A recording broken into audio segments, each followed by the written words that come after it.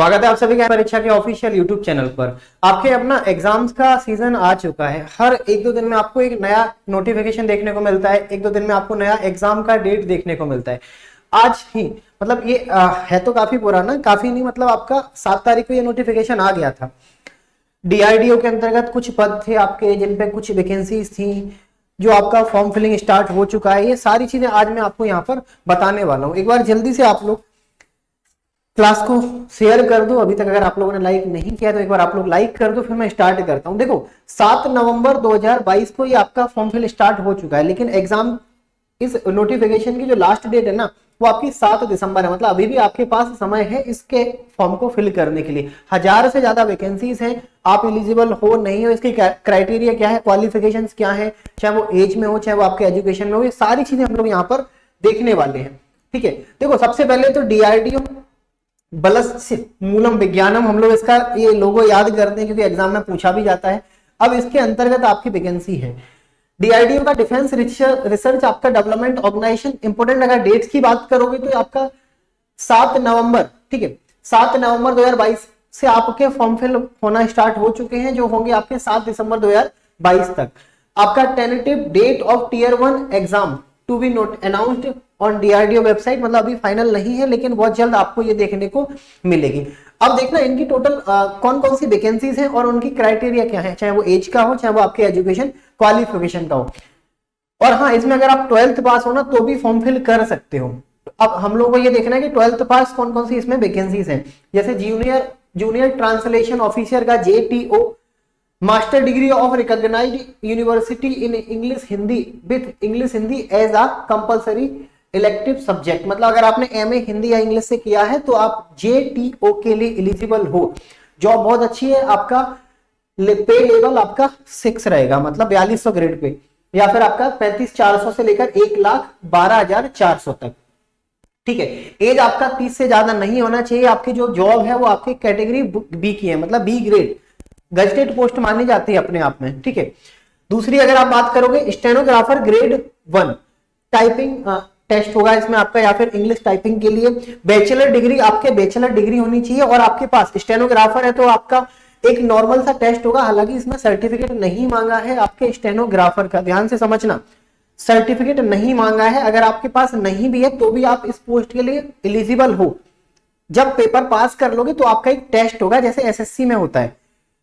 Test आपका क्या होगा, डिक्टेशन आपको 10 मिनट का बोला जाएगा, ठीक है, 100 वर्ड पर मिनट का ट्रांसक्रिप्ट आपको करना है 40 मिनट, ठीक है, इंग्लिश का ओनली ऑन कंप्यूटर, मतलब कंप्यूटर पर आपको ये करना है।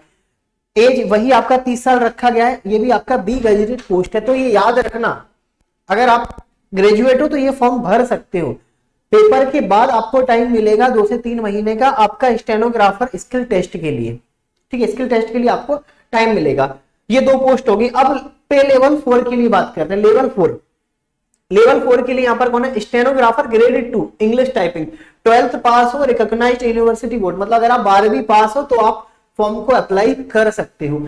एज आपका 18 से लेकर 27 तक रखा गया है और ग्रुप आपका ग्रुप सी की आपकी ये पोस्ट है। यहाँ पर 12th के साथ साथ आपका एक स्टेनोग्राफर का डिक्टेशन और आपका स्टेनोग्राफर का एक टेस्ट होगा। अगर आपके पास डिप्लोमा नहीं है तो भी आप इस वैकेंसी के लिए एलिजिबल हो। ठीक है, पोस्ट कोड आप लोग देखते चलना, यहाँ पर जो आपका पोस्ट कोड है ना इसे आप लोग देखते चलना, क्योंकि इसी के अकॉर्डिंग आपका एग्जाम होगा। दूसरा आपका पे level 2 administrative assistant grade A, ठीक है, इंग्लिश टाइपिंग के लिए 12th अगर आप पास हो तो आप इसके लिए एलिजिबल हो। और स्किल आपका टेस्ट होगा यहाँ पर इंग्लिश टाइपिंग 35 वर्ड पर मिनट, टाइम आपको 10 मिनट का दिया जाएगा।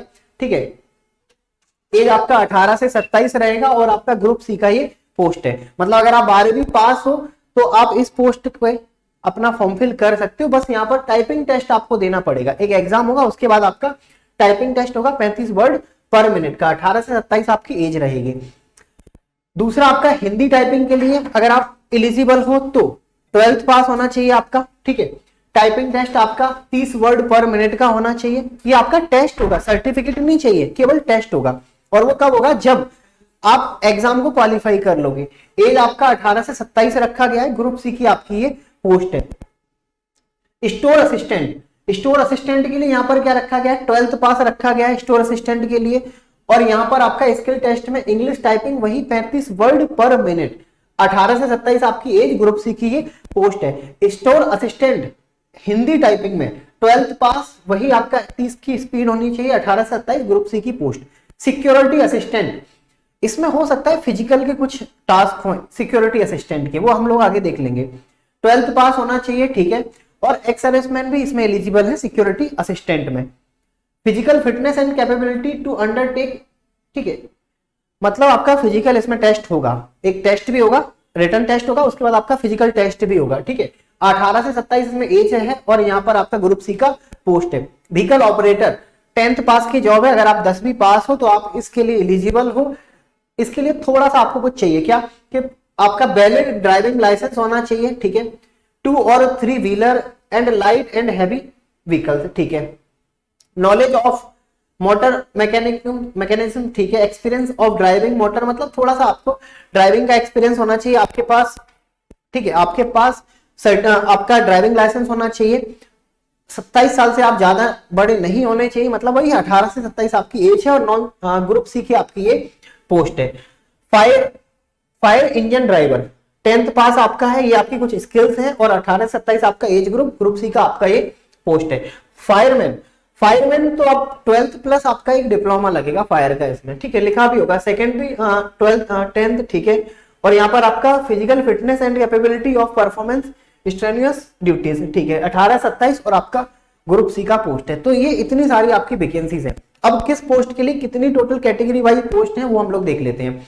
जेटीओ में टोटल आपकी यहाँ पर 33 पोस्टें हैं, ठीक है। स्टेनोग्राफर इंग्लिश के लिए आपकी टोटल 215 पोस्टें हैं। स्टेनोग्राफर हिंदी इंग्लिश के लिए हो गया, ठीक है। ए ग्रेड में आपका 250 पोस्टें हैं, यहाँ पर 123 पोस्टें हैं।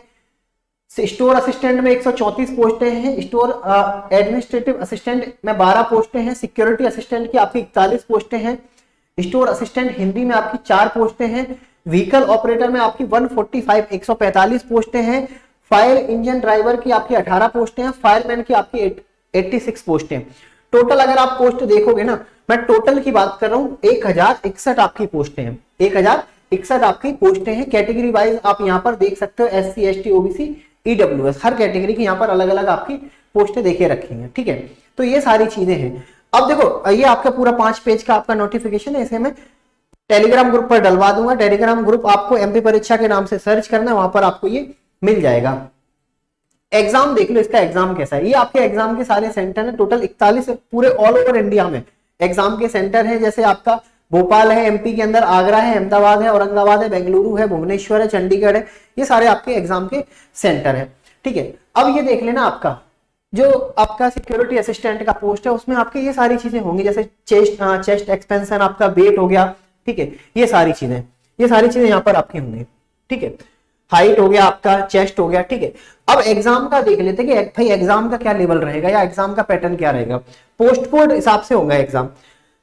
CBT 1 जो है ना, वो आपका 301 पोस्ट। 301 पोस्ट कौन सी है? 301 पोस्ट। यहां पर अगर 301 पोस्ट देखोगे, पोस्ट कोड नंबर 301, ये रहा। जेटीयू का अगर आप एलिजिबल हो जेटीयू के लिए, ठीक है, अगर आप जेटीयू के लिए देखोगे तो 40 क्वेश्चन आपका हिंदी का आएगा, 40 क्वेश्चन इंग्लिश का आएगा। टोटल 80 क्वेश्चन का आपका पेपर होगा, 80 नंबर का आपका पेपर होगा। आपको 60 मिनट का समय दिया जाएगा। बाकी जितनी भी आपकी पोस्ट है उनमें 75 क्वेश्चन आपके पूछे जाएंगे, जिनमें से quantitative aptitude, reasoning, general awareness और आपका इंग्लिश। टोटल 75 क्वेश्चन रहेंगे, 60 मिनट का आपको यहाँ पर समय दिया जाएगा, ठीक है। फिर उसके बाद आपका पेपर एक ही होगा। फिर सेकंड आपका स्किल टेस्ट होगा। स्किल टेस्ट मतलब अगर आप स्टेनोग्राफर के लिए एलिजिबल हो तो स्टेनोग्राफर का आपका स्किल टेस्ट होगा, ठीक है। अगर आप सिक्योरिटी के लिए एलिजिबल हो तो आपका सिक्योरिटी का स्किल टेस्ट होगा। हर पोस्ट का जो आपका स्किल टेस्ट हो सकता है वही आपका यहाँ पर होने वाला है, ठीक है। फिर यहाँ पर और स्किल टेस्ट जो जेटीओ पोस्ट है उसमें स्किल टेस्ट नहीं होगा। यहाँ पर लिखा हुआ है एक्सपेक्ट 301, पोस्ट कोड नंबर 301, और 301 पर कौन था आपका जेटीओ, उसमें आपका स्किल टेस्ट नहीं होगा, ठीक है, वो होगा। फिर इसके बाद आपका एक डिस्क्रिप्टिव का पेपर होगा। डिस्क्रिप्टिव का पेपर केवल और केवल यहाँ पर आपका जेटीयू में होगा, ठीक है, जेटीयू में होगा। टोटल आपका 200 नंबर का 120 मिनट का आपको समय मिलेगा। तो ये है आपके एग्जाम का पूरा पैटर्न, ये पूरे आपके एग्जाम का आपका पैटर्न है। तो ये सारी चीजें हैं जो अब आप लोगों को पता होनी चाहिए, क्योंकि नया नोटिफिकेशन है, ठीक है, नया नोटिफिकेशन है और एग्जाम का टाइप भी बहुत अच्छा है, ज्यादा एग्जाम में कुछ पूछेगा भी नहीं। जेटीओ में केवल 80 क्वेश्चन पूछेंगे हिंदी और इंग्लिश के, अदर जो आपके हैं उनमें 75 क्वेश्चन पूछे जाएंगे, सारे सब्जेक्ट मिलाकर, मैथ्स हो गया, रीजनिंग हो गया, हिंदी हो गया, ठीक है, जनरल अवेयरनेस हो गया और आपका इंग्लिश, हिंदी नहीं आएगा, जनरल अवेयरनेस ये है। और बाकी जो भी आपका स्किल टेस्ट है वो आपका एज इट इज रहेगा। पोस्ट भी अच्छी है, 1061 टोटल आपकी यहाँ पर पोस्ट है। और एलिजिबिलिटी ऐसा भी कुछ नहीं है, एजुकेशन कुछ एक्स्ट्रा आपसे मांगा नहीं गया है, ग्रेजुएट होना चाहिए, तो ग्रेजुएशन की अलग पोस्ट है। स्टेनोग्राफर के लिए अगर फॉर्म फिल करना चाहते हो तो आपके कोई डिप्लोमा सर्टिफिकेट नहीं है, केवल एक टेस्ट होगा, आप एग्जाम के बाद भी सीख सकते हो, आपको पर्याप्त समय मिलेगा, ठीक है।